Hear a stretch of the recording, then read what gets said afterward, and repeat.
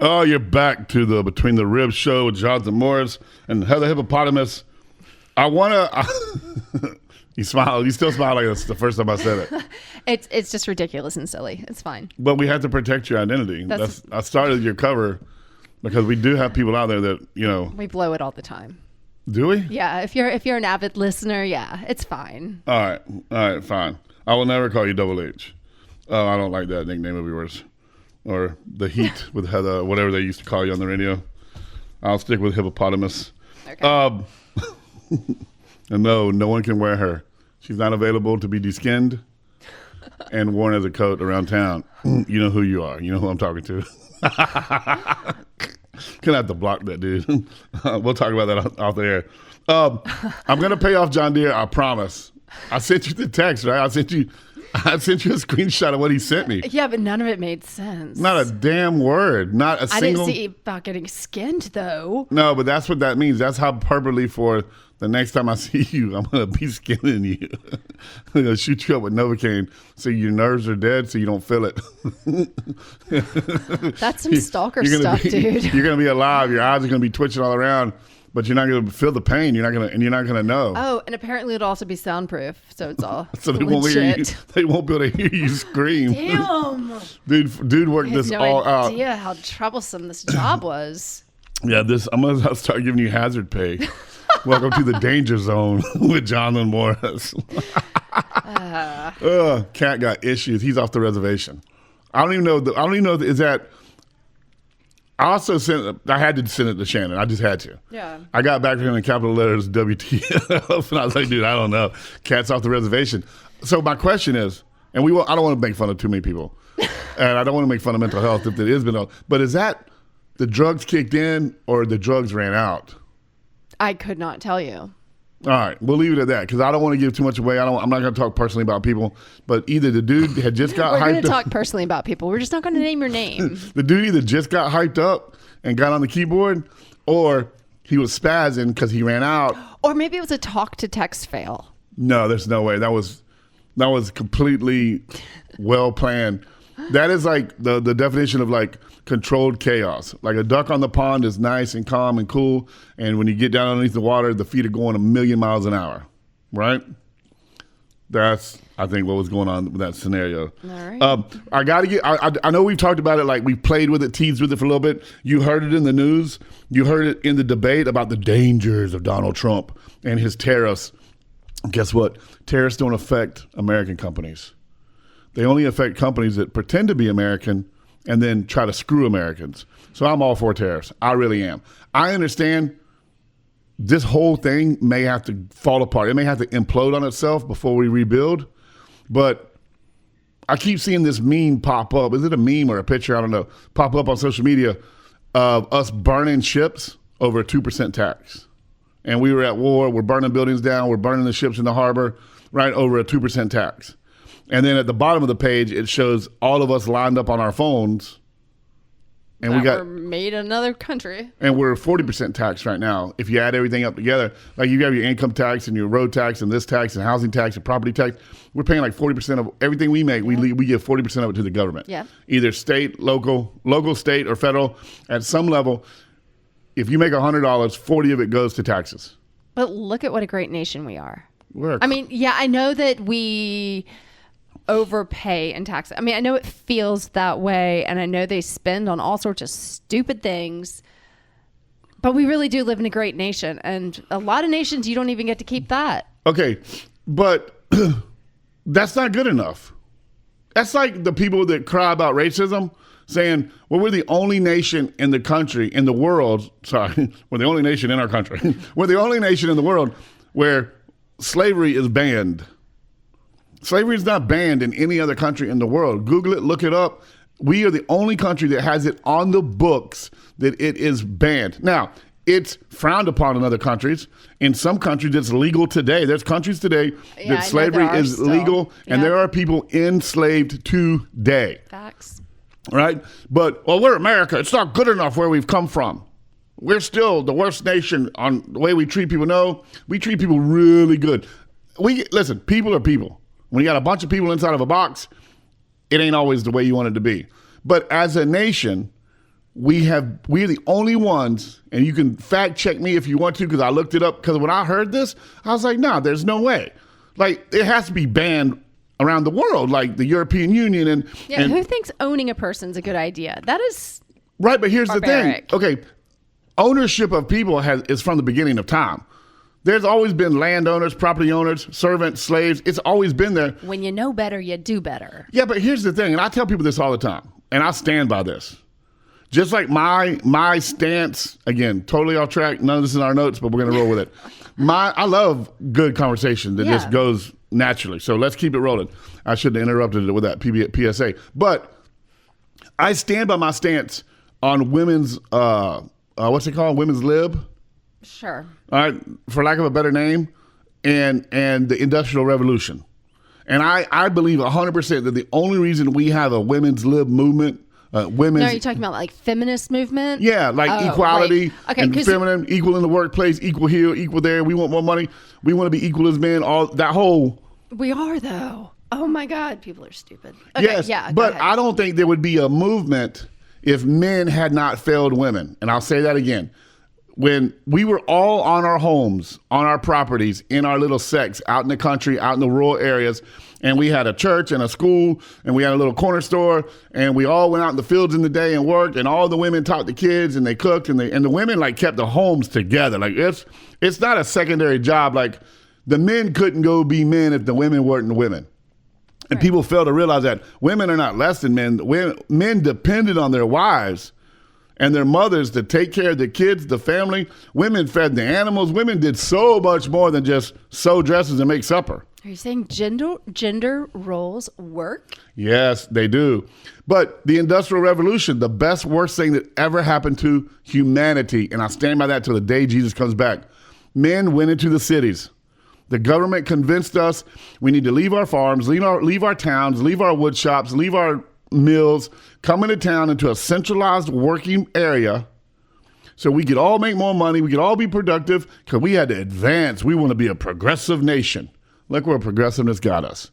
So now, right, men go into the city. They've got this great opportunity to make a bunch of money and bring it home to mama, but instead, you have the introduction of gentlemen's nightclubs, cigar bars, alcohol bars, fancy dinners. And then all of a sudden, they need help in the office. Well, you can't have a dude helping a dude. So the introduction of the secretary. No, follow me with this. I know it's crazy. Okay. So now they're like, oh, you know what? We got women that want to come in here and play with the boys. And we got to have sex with them on the side. So we got to have a reason to have them around. We can't just be telling our wives, like, hey, yeah, Susie down the street is always with me.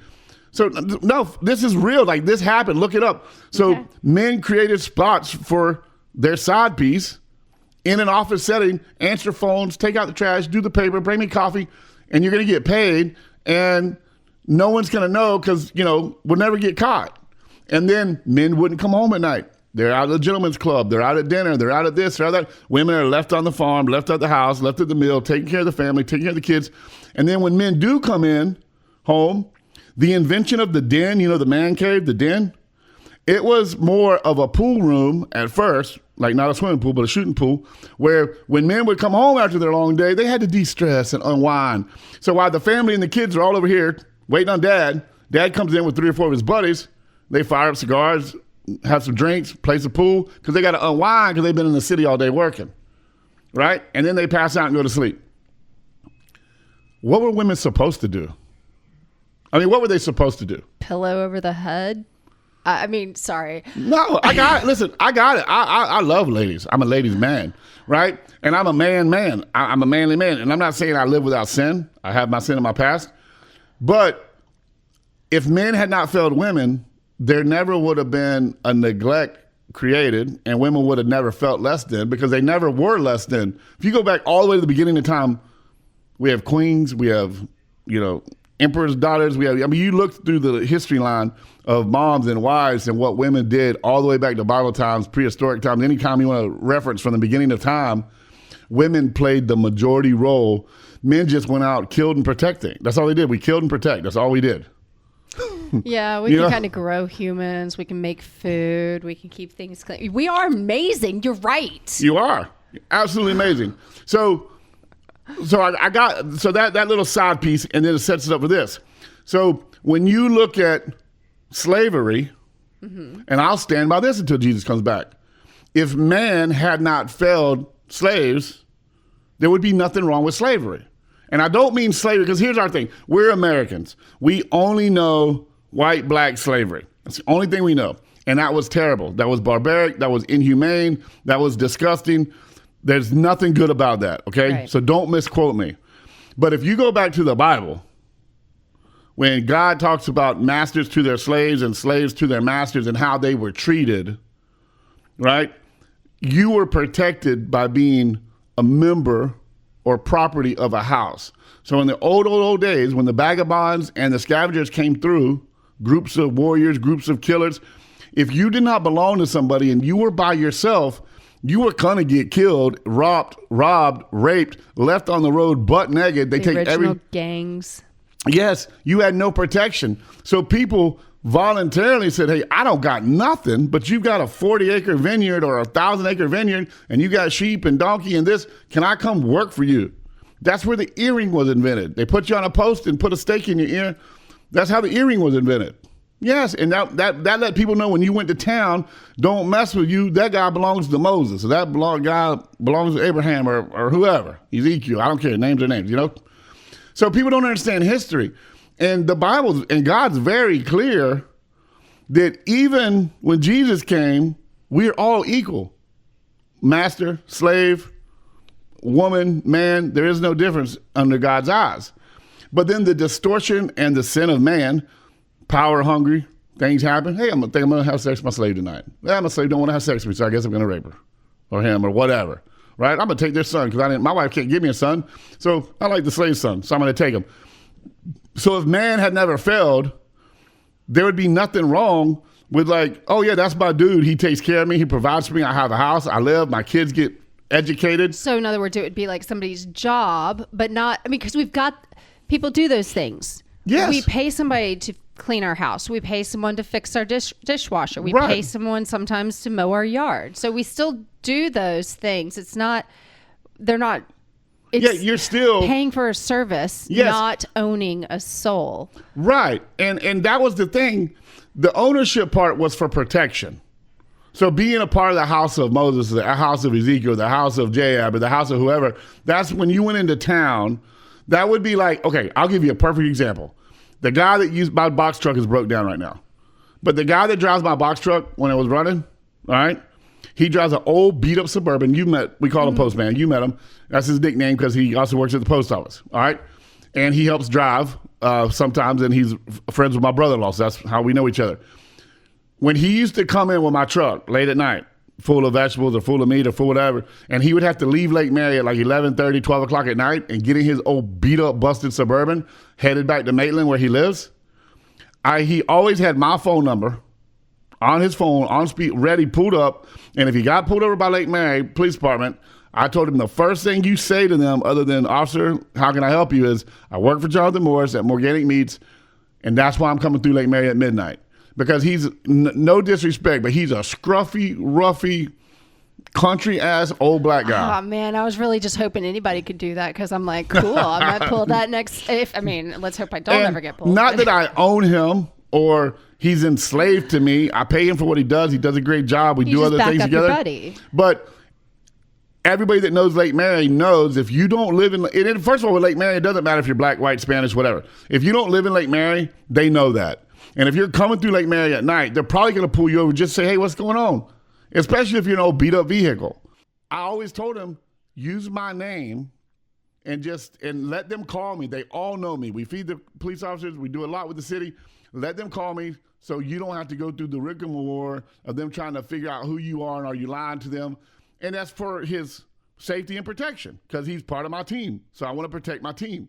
I don't want anybody on my team getting unjustified harassment, right? Mm-hmm. Not that Lake Mary would do that. We got a great police force. But I'm just giving that as an example, okay? In the old days, you went into town and the guy at the marketplace normally would rob you, but you're like, oh, what's in your ear? Oh, that's the house of Jacob? Oh, here's the fair price for the trade. That's how it all started. We'll wrap this up. We'll be right back.